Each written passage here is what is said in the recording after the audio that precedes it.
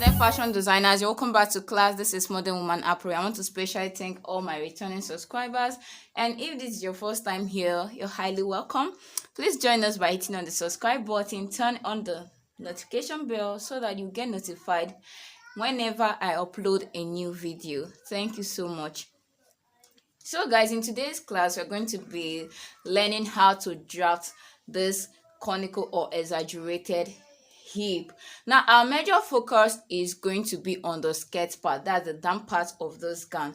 And mind you can use this for gown, you can also use it for skirt. So in this class I'm going to be showing you how to attach this, how to make this exaggerated hip, and how to attach it to your upper bodies. And just in case you want to use it for skirt, I'm also going to show you how to go about it. So guys, without wasting much of your time, let's get right into the tutorial of the day.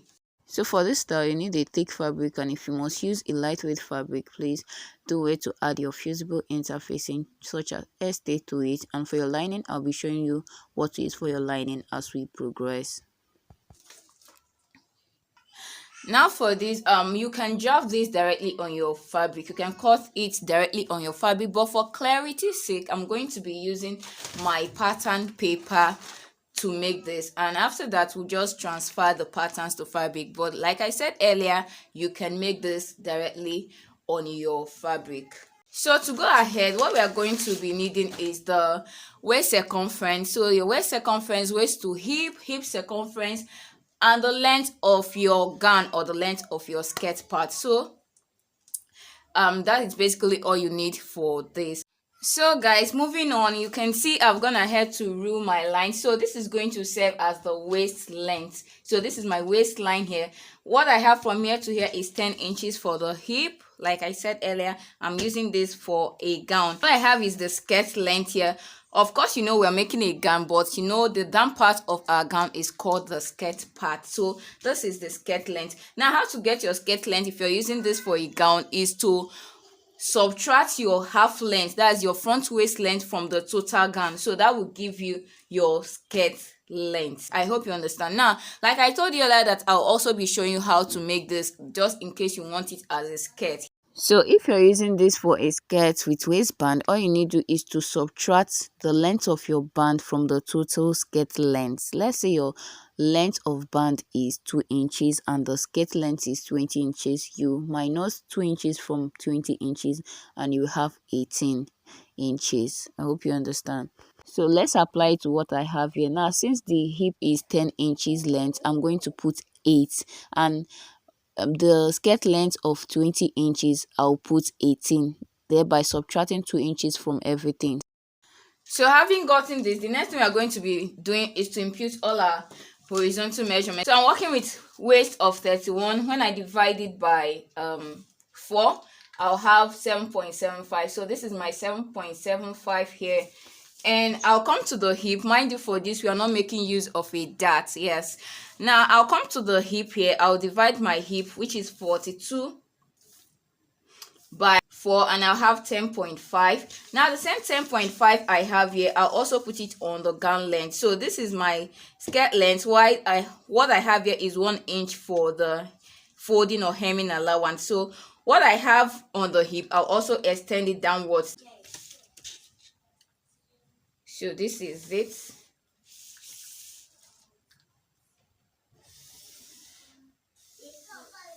Now after this, the next thing we are going to be forming is our exaggerated or conical hip. So what I'm going to do now is to extend it outward by 1 inch. Now speaking from the place of experience, I've done the one of 2.5 inches extension, and when I tell you that it was so big, I even had to loosen it to reduce it to 1.5. And now after doing the one of 1 inch, I found out that the one of 1 inch is much more better than even the one of 1.5. So please, for a very moderate and better outcome, use 1 inch. Now except you want this to be overly big, then you can do more than 1 inch. I hope you understand. So what I am going to do now is on the hip line here, I'm going to extend this by 1 inch. And having done this, I'm no longer going to be working with this straight ruler. I'm going to introduce my curve ruler. See my curve ruler, see the way I'm placing it. From the waistline here, I'm going to extend it to the hip. And after placing it this way, what I'm going to do is to turn it over this way for this.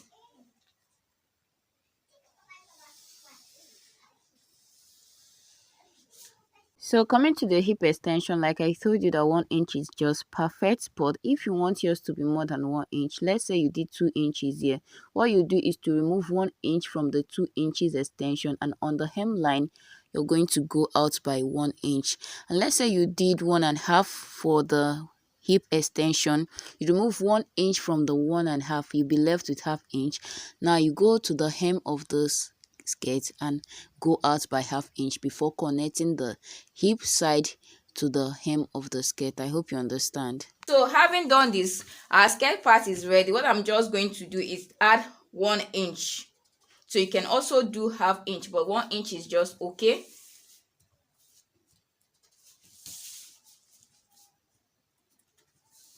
And same way I connected that, I'm also going to connect the seam allowance. I hope you understand.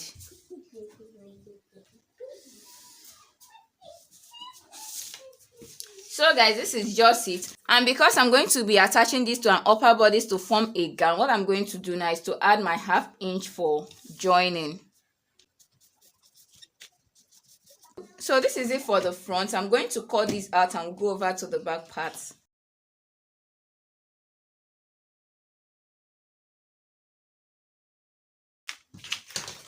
So guys, moving over to the back. So this is the center back here, CB, the center back, and this is the waist length here, the hip, and the skirt length plus the seam allowance, 1 inch. Now the first thing we are going to do, which is the only reason why we are redrafting the back part, is because of our back tightening. Else would have just used the front pattern to cut out the back, why just adding a seam allowance. But because of the back tightening here, which I'm going to be using 1 inch for the back tightening, from the 1 inch here, I'm going to extend it down to the hip line. After this, the next thing I'm going to do is just to repeat all the measurements like I did for the front. So this is the waist divided by 4, the waist circumference divided by 4. This is the hip circumference divided by 4 here. And this is the hip circumference. So whatever we have on the hip, we are bringing it down to the length of the skirt. In order for us to avoid so many lines, all we are going to do is just to extend it. See this 1 inch we have here, we just have to extend it before drawing our line. So here we just extend it by 1 inch and introduce our curve ruler. So from the waist to the 1 inch extension of the hip, here you turn your curve ruler over and bring it down to the hem of the skirt.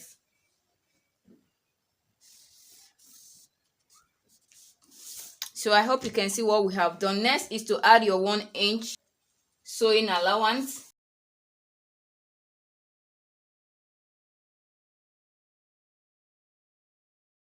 So guys, this is it. What I'm going to do next is to add my zipper allowance. So I'm using 1.5. That's what I normally use for my zipper. After turning with lining, I'll be left with 1 inch. So from here, I'm taking the zipper allowance from here, no longer from here. And mind you, I also took the waist measurement from here, no longer from this one. After connecting my zipper allowance, I'll also add the ½ inch on the waist for my joining. And after that, I'll go ahead and cut this out.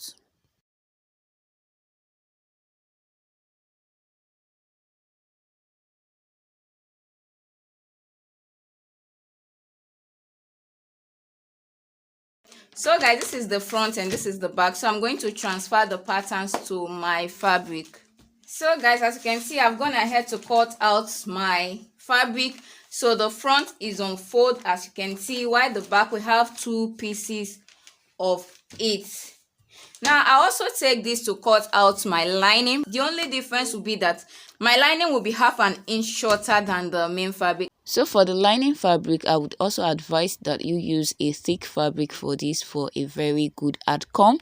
And whatever lining you choose to use, please make sure to interface your gum stay on it. Now for the purpose of this tutorial, I'm going to be using a normal spongy lining, but I'll also infuse my gum stay on the lining. So guys, this is my main fabric and this is my lining. Like I told you earlier, that the lining will be half an inch shorter than the main fabric, and as you can see, I've gone ahead to infuse my gum stay on the lining fabric. Please, whatever fabric you're using as your lining, please make sure to interface your lining fabric.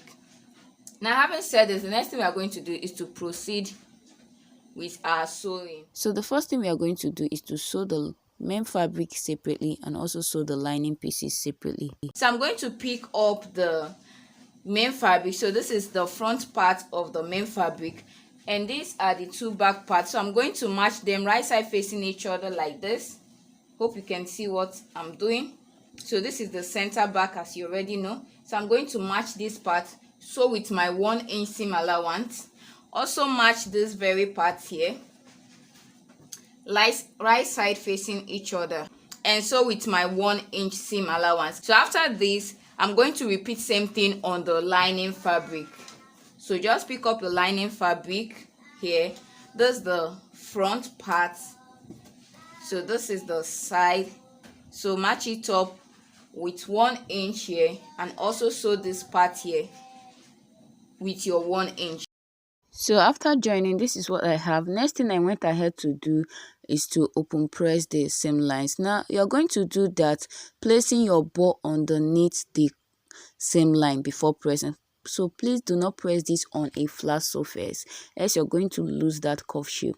So please, while pressing, place your ball underneath it and open press the seam line. So you do this to both the main fabric and the lining fabric.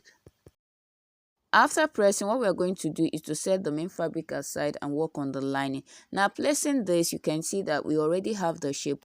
It's already giving us the shape, but we need to make the shape permanent by adding our boning on the side seam of the lining. Note we are only going to add it on the lining fabric, not on the main fabric.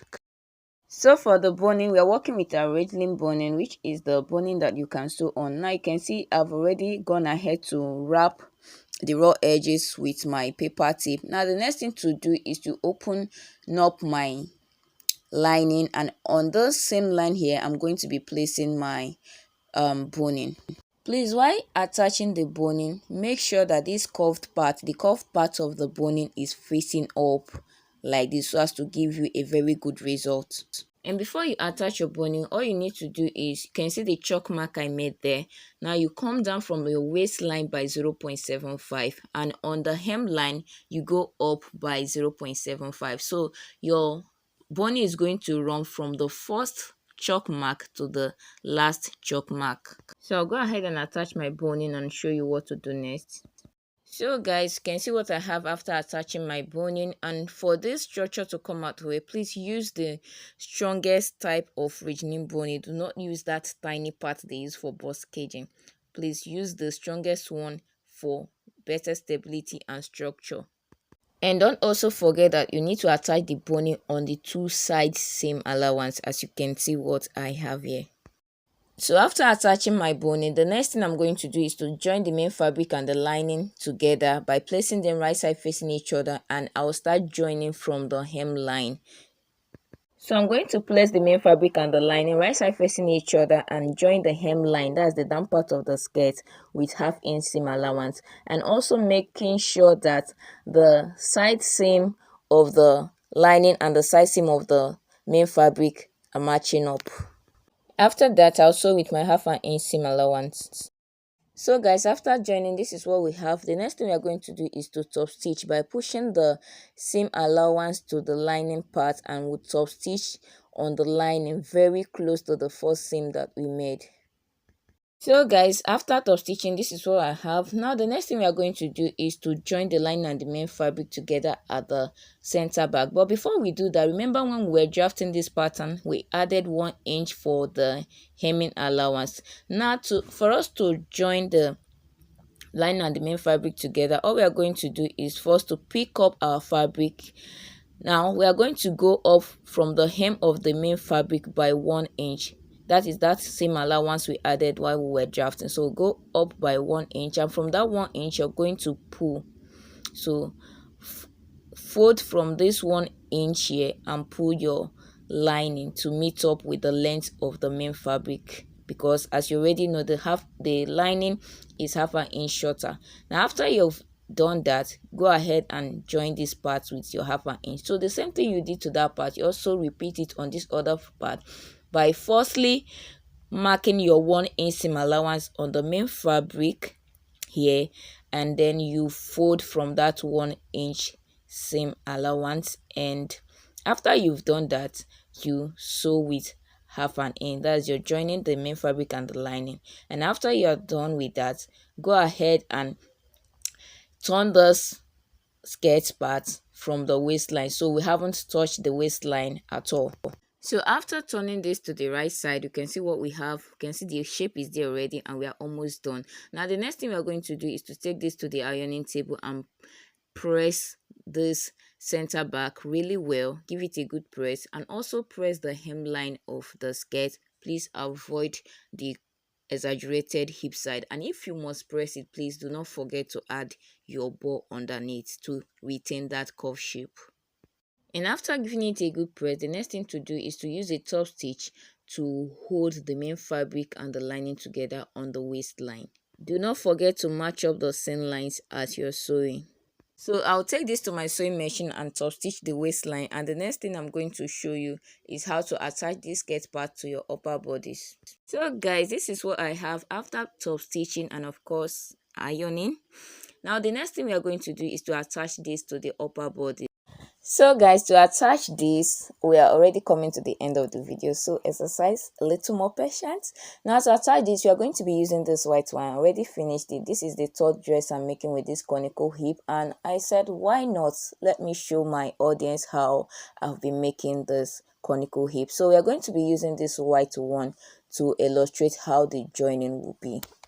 So for this white dress, I use Mikado for the main fabric and Duffy satin for the lining, and I also infused my gum stay on the lining of the skirt part. Now to join this skirt part with the upper part, all you need to do is to finish up everything about the upper part. Join the sides and only leave the zipper side open, just the way your skirt part, just the way the zipper part of your skirt is open. So before you join, all you need to do is to first of all notch the center front of your upper bodies. You can see mine there, and also notch the center front of your skirt part. Now after you've done that, see the seam lines, they have to match up. So as you're placing the upper bodies with the skirt parts right side facing each other, you have to make sure that all the seam lines, the side seam lines are matching up. Then you join with your half an inch seam allowance. Do not forget the upper and the lower parts right side facing each other, and you join. So this joining is just like when you are making a fillet and you know you have to finish up everything about the upper part before attaching your fillet. So the same way you attach your fillet to the upper bodies, that's exactly the same way you attach this exaggerated hip to the upper bodies. I hope you understand. And once you're done joining the lower part and the upper part, the next thing to do is to close the center back and attach your zipper. So this is it for the gown. Now for the skirt part, remember we said one can decide to use this as a skirt with fitted waistband. So to attach the waistband, all you need to do is to add half inch to your band length. Now if the band length is 2 inches, when you're cutting your waistband, you cut 2.5 inches on fold, and the circumference will be your waist circumference plus your zipper allowance. And after you've done that, go ahead and infuse your hair stay or pepper stay on the band before attaching it to the waist of the skirt. And the next is to close the center back and attach your zipper. That's all for the skirt. So guys, this is the final outcome of our skirt. Thank you so much for watching. Please don't forget to subscribe, comment, like, share, and please follow us on our Facebook page at Modern Woman Sewing Tutorial. I'll see you in my next tutorial. Bye for now.